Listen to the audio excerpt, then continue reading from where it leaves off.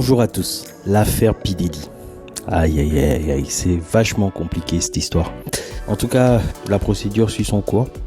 Courage déjà aux personnes qui racontent tout ce qui s'est passé. Et c'est vraiment dommage au fait. C'est vraiment dommage.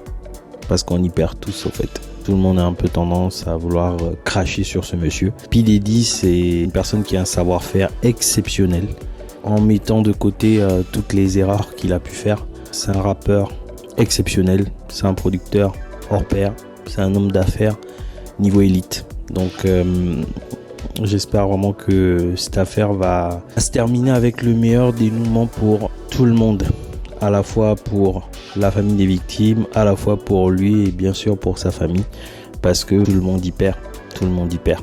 La situation de Puff Daddy m'a fait monter une question, c'est la question de la gestion du succès. La gestion du succès est quelque chose qui est vraiment compliqué. Et quand vous avez un succès qui vous arrive dans la vie, le premier réflexe est toujours de savoir protéger sa famille. Pourquoi ? Parce que le succès, c'est quelque chose qui vous concerne vous. Et si votre famille y est trop exposée, ça va perturber l'équilibre de votre famille. Et du coup, par rapport aux solutions mises en place, je me suis posé la question et je suis allé chercher les réponses auprès des célébrités pour savoir comment elles ont géré le succès. On a l'exemple de Maître Gims qui a géré cette situation de manière totalement différente. Maître Gims ou Gims, rappeur français, donc qui a explosé autour des début des années 2010. Plusieurs disques d'or, sa réputation, c'est l'un des meilleurs artistes de sa génération d'ailleurs. Et du coup, il y a quelque chose qui m'a beaucoup marqué dans sa façon de gérer le succès, c'est qu'il s'est installé dans un autre pays. Maître Gims a eu son succès en France et il a préféré s'installer à l'étranger. Pourquoi il a fait ce move ? C'est quelque chose qui le protège lui, c'est quelque chose qui protège sa famille et c'est quelque chose qui lui permet d'avoir un cocon stable. Parce qu'avec toutes les sollicitations de superstar qu'il a, parce que c'est une superstar, il a fait ce move là de mettre sa famille à l'écart et choisir un lieu de résidence pas trop loin de son lieu de son pays de travail, parce que son pays de travail c'est la France, de manière à ce qu'il puisse faire des allers-retours sans que ça ne puisse trop déranger sa famille. Ça, c'est l'une des façons que j'ai trouvé niveau élite côté Maître Gims sur la façon dont il a géré son succès.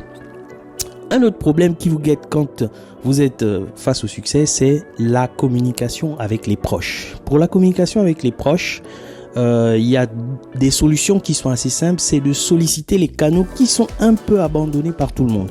Parce que quand vous êtes une personne à succès, vous travaillez avec les réseaux sociaux. Les réseaux sociaux c'est un outil de travail. Et très souvent, on va se retrouver avec la sphère professionnelle qui va intervenir ou qui va venir bouffer, on va dire ça comme ça, la sphère personnelle. Et ça, c'est souvent très compliqué. Donc, quand vous avez vos proches qui ont besoin de vous contacter, qu'est-ce que vous allez pouvoir faire ? Vous allez pouvoir choisir des canaux qui sont moins sollicités. Aujourd'hui, par exemple, le SMS classique, c'est un SMS, le SMS avec l'opérateur, donc sans passer par tous les outils des réseaux sociaux, c'est un outil qui est délaissé un peu de la plupart des gens. Vous allez pouvoir dire à vos proches que si vous avez besoin de me solliciter de manière urgente pour avoir une réponse le plus rapidement possible, privilégiez le SMS. Et du coup, ça va vous permettre de gérer le flux de vos proches en dehors de votre profession, parce que quand vous devenez une superstar ou une star, vous devenez un centre d'intérêt et tout de suite, c'est très intéressant pour les gens d'avoir votre numéro. Donc, vous allez vous retrouver avec des collaborations ou avec des sollicitations qui vont intervenir, et des fois dans des moments un peu délicats. Des fois, vous êtes en famille, vous avez envie de rester tranquille. Et là, pop, mais SMS et vous repartez dans le business. Et ça, c'est souvent un peu délicat parce que des fois, on a toujours tous besoin de couper, surtout en famille. Par rapport à la gestion à la gestion des canaux, la possibilité que vous allez pouvoir faire aussi, c'est de déléguer vos réseaux sociaux à un professionnel. Et dans cette partie-là, il y a l'exemple qui me vient à l'esprit, c'est l'exemple de LeBron James et de Maverick Carter. LeBron James, superstar de basket. Et ce qui est intéressant avec LeBron James, c'est que il a évolué avec son ami d'enfance. Et ce qui est génial avec son ami d'enfance, c'est Maverick Carter ne s'est pas contenté de se dire « Je suis proche de LeBron James, donc c'est bon, c'est mon pote, on va avancer ensemble. » Non. Maverick Carter est devenu un homme d'affaires. Maverick Carter a poursuivi des études dans le monde des affaires. Et tout de suite, c'est tombé sous le sens que LeBron James puisse lui faire confiance dans le sens des affaires. Et c'est ça qui a permis une grosse collaboration, par exemple, dans le cadre de Space Jam 2, où LeBron James intervient. Et cette production, Space Jam 2, a été faite par l'entreprise qui est en co-gestion entre LeBron James et son ami d'enfance, Maverick Carter. Donc, c'est un exemple de délégation à un proche sans pouvoir se prendre la tête. Parce que quand vous êtes dans le succès, vous êtes dedans. Et vous avez besoin de vous y maintenir parce que le plus dur n'est pas d'avoir le succès, le plus dur c'est de rester successful, comme ils disent les Anglais. Donc c'est de conserver le succès et de conserver un niveau d'exigence. Et donc c'est quelque chose qui mobilise beaucoup votre temps. Et quand vous allez vous retrouver avec des sollicitations au niveau contractuel, il va vous falloir tout de suite trancher sur quel est le bon contrat, quel est le mauvais contrat. Et là, en fait, si vous avez un proche qui est bon et qui fait des affaires, à ce moment, vous allez pouvoir vous en sortir. Maintenant, le dernier point que je vais aborder avec vous, c'est quelles sont les personnes que vous avez choisir pour être autour de vous quand vous allez monter vers le succès. Là, il y a 3 équipes.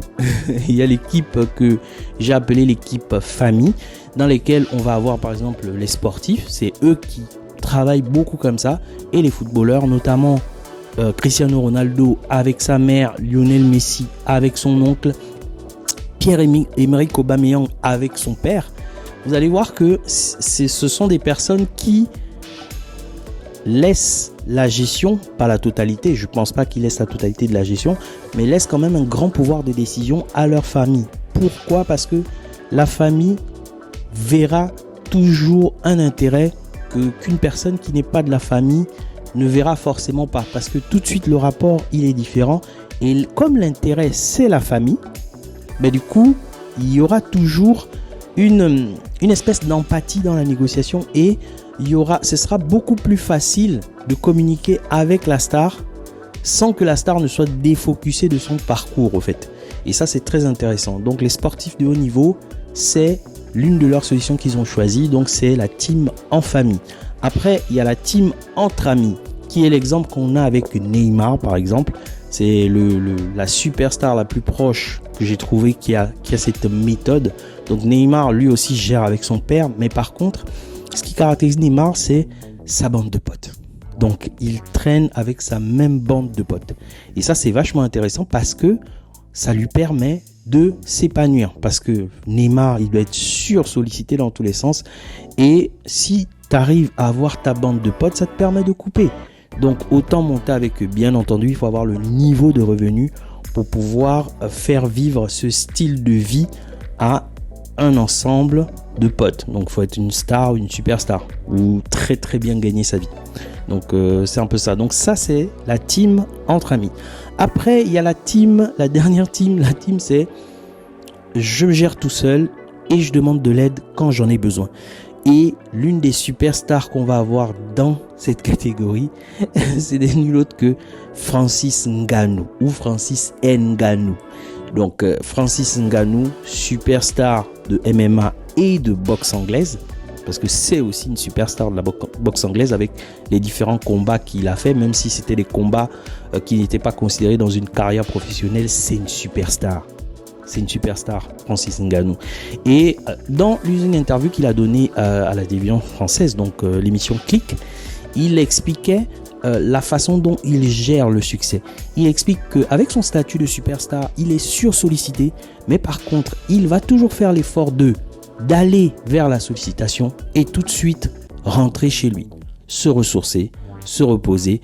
Et tout ça vient quelque part aussi de son parcours de vie, où il a dû faire preuve de sollicitation, où il a dû faire preuve de gestion solitaire à cause de son parcours, Et franchement, c'est une méthode qu'il a conservée en ayant le succès. C'est une méthode qu'il a conservée en ayant le succès et ça fait son effet parce que Francis Ngannou, c'est quelqu'un qui gère seul. Donc, il n'a quelque part pas besoin de méthode parce que sa façon de vie en elle-même est une méthode.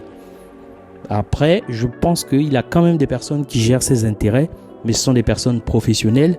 Mais voilà, il n'est pas la superstar comme Neymar qui va avoir besoin de sa bande de potes, ou il n'est pas une superstar du niveau de... Il n'est pas comme une superstar de niveau d'Aubameyang qui va préférer avoir son père à côté de lui pour gérer ses intérêts. Alors, de quelle équipe êtes-vous? Est-ce que vous êtes plus famille? Est-ce que vous êtes plus bande de potes? Ou est-ce que vous êtes plus quand je serai au sommet ou quand je vais être au succès, je vais gérer moi-même et je vais demander de l'aide dès que c'est nécessaire. Donc voilà, choisissez votre camp et surtout, le succès c'est bien, mais le succès sans se dénaturer, c'est mieux. Je m'arrête là.